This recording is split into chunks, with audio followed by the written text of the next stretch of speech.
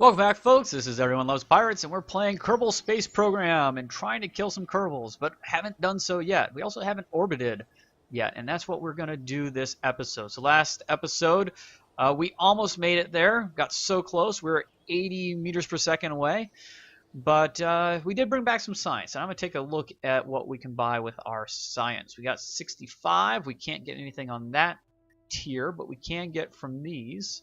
In fact, we could almost get both. We can't get both. Do I have to math now? I think we can get both. Good. I don't know. It's going to be really close, I think. Or not close at all. So survivability, we got some stability issues here. It could be good. Oh, I did want the nose cone, didn't I? And some new decouplers. Yeah, we'll take those. And that leaves us with 47. Yeah, okay, it was close.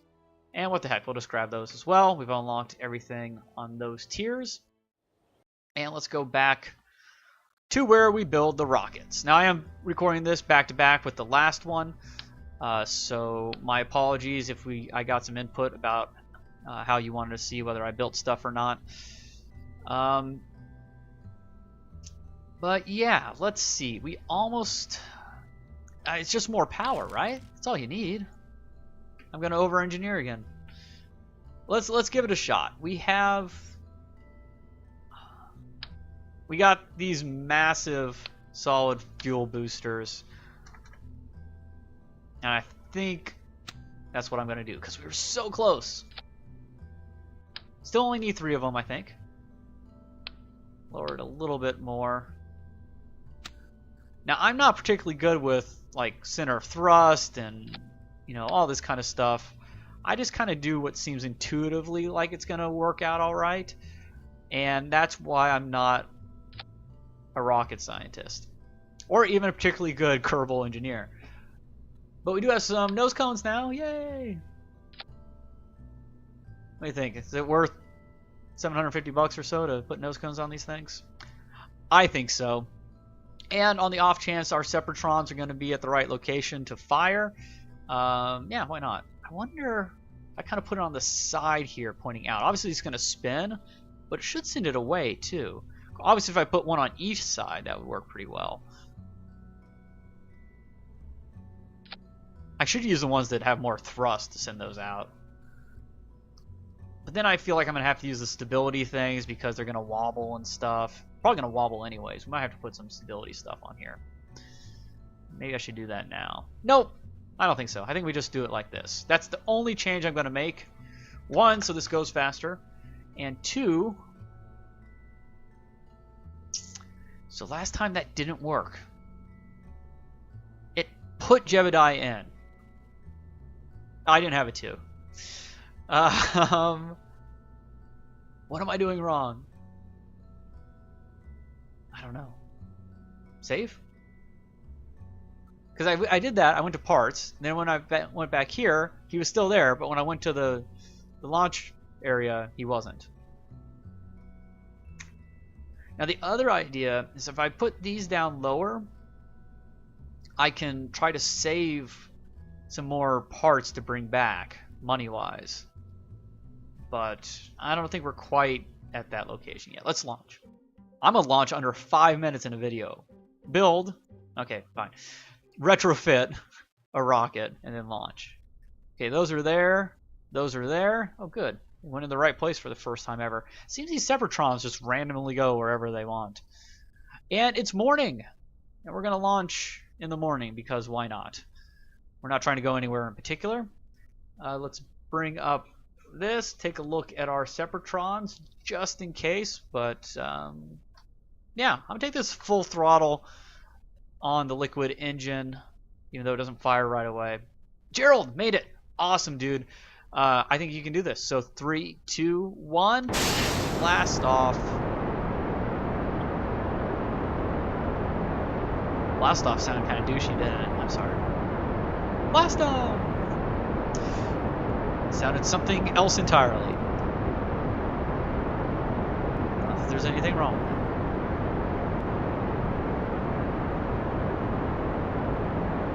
it. I like the early morning launch. It's typically when they launch, isn't it? Air's more still. Wait for the clouds to burn off. Now, I did see one of the mods I talked about, Scott Manley's series. Once again, if you're interested in how to do any of this properly, go ahead and watch that.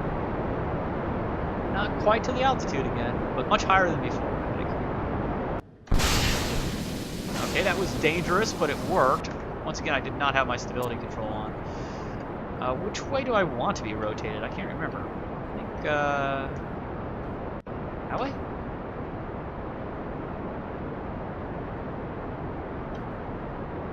I think I'm exactly the opposite way. Let's try that way. Yeah, north, sun rising, got it. Let's start turning a little bit. Work our way into orbit, hopefully.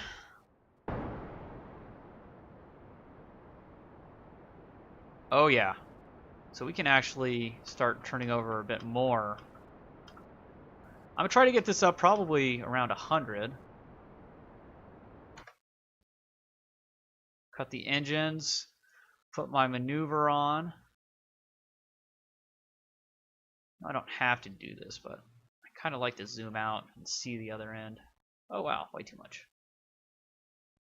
145, 100. Ah. 100. 87, huh? 9120. Ah, it's close enough. Oh, of course the mouse wheel does it as well. Yeah, looks good. So let's get to our mark first this time. And with this engine, it's going to be a minute burn. We do not have a minute burn left on this engine. I'm almost positive. So with that in mind, we're going to start probably at like 45 seconds is going to be my guess. So we're almost there.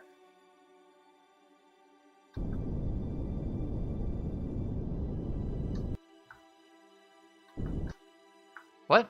Really? It's taking the estimated burn down to 8 seconds? That can't be right. No, wasn't even close. I never know how much to trust that. So I'm gonna keep the nose up a little bit just in case. So we're gonna fall past our apoapsis. Possibly. But now I'm almost feel like I can say there's no way. Oops, I didn't mean to hit that. No way we can miss orbit this time. We easily have a minute of burn in this engine and fuel tank.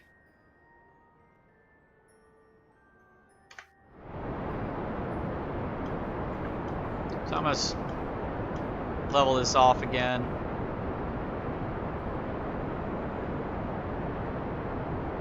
I'm not doing this in the most efficient manner. I'm not the best at this. But sometimes you don't have to be the best to get results. Remember that, kids. I don't know.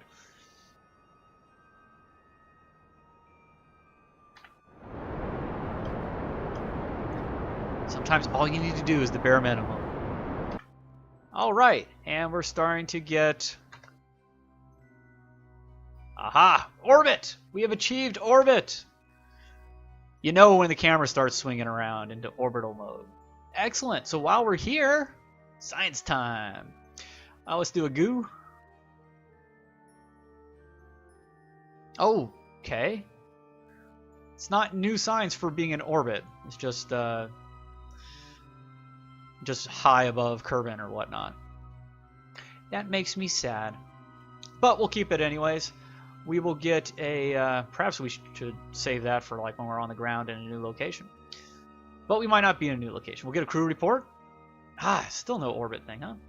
Okay, fine. We've got to get an EVA from orbit. That's got to be worth something, right? Oh, I should have... Okay, hold on. So this can be really, really difficult to get back in the capsule should you fall off if you're not pointed straight up and down. So we'll just do that. think that'll work. No, wait, that's not quite straight. It's straight up and down versus, like, I think for the ball, to be honest. I think you want to be like, wow, going way too fast. I think you want to be like here. Yeah, then the camera, okay. So now I know it's kind of dark. Here, I'll show you the sun. Now if we EVA, yeah, our camera is in the right spot and we'll be able to do stuff. Good. An EVA report? Yes. I think it's just because we're over the water, though. Once again, sad. But we got it. We got 8 signs. And we're going to get quite a bit for this. And really, there's nothing else to do. We could take the signs out of this, just in case we kill it on re-entry. But I don't see why we would. How much fuel do we have left in this thing? We gotta get back in. We might actually have enough to set this down lightly. Obviously, we have to get back into suborbital trajectory, which is something I always forget about.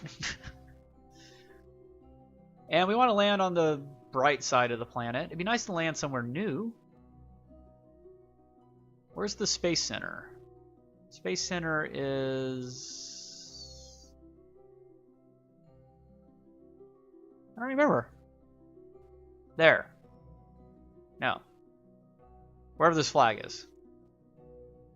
The Miracle Landing. Yeah. It's just dark, so it's hard to tell. Yeah. So, you can land on the opposite side of the world. At least try to. Add a maneuver. So, how much do we have to bleed off? Now, obviously, it's going to be more efficient to bleed it off from over here. So, let's try that. Let's see.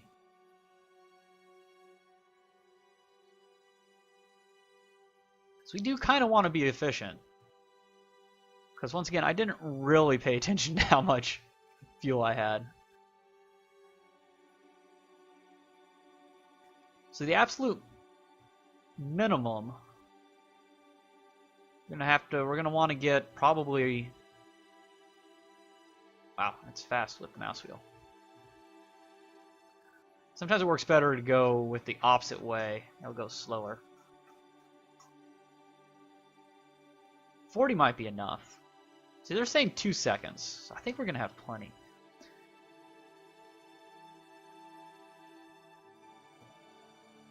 Actually, I think I'm going to do that. And I bet the atmosphere is going to slow us down quite a bit. We still may end up landing in the water. But I think 40 is a good thing to aim for. We can always use a little more thrust if we need to land somewhere else. But I kind of like that. So that's in 6 minutes. It's claiming a 2-second burn. My guess is it's going to be more than that. But I could be wrong. I often am. So let's time warp over there. Try not to overshoot.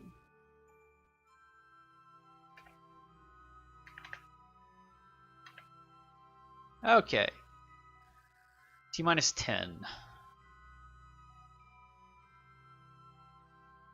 7, 6, 5, a 4, a 3, 2, 1.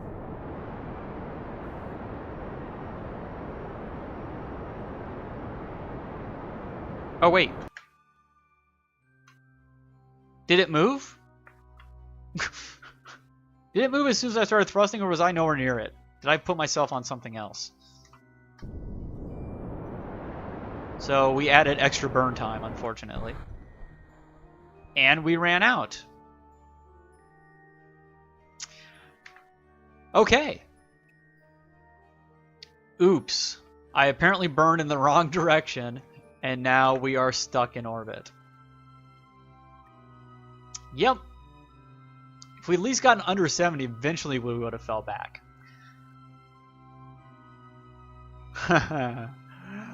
Okay. So, in the next episode, we're going to have to try to rendezvous with this. And I'm going to have to find a more efficient way to get up here. and see if we can get. Really, I'd like to get the whole craft back. I don't want to just rescue Gerald here. I want to get all that science and stuff too. Now, granted, he could go grab all that science, but I don't want to leave this just in the orbiting Kerbin. But that's how we play. No takebacks. So this is going to be a little bit shorter of an episode, but in the next episode, we will do our best to come up here and save Gerald and quite possibly get 2 Kerbins stuck in orbit. Thanks for watching, folks, and I will see you then. He is happy about it, though.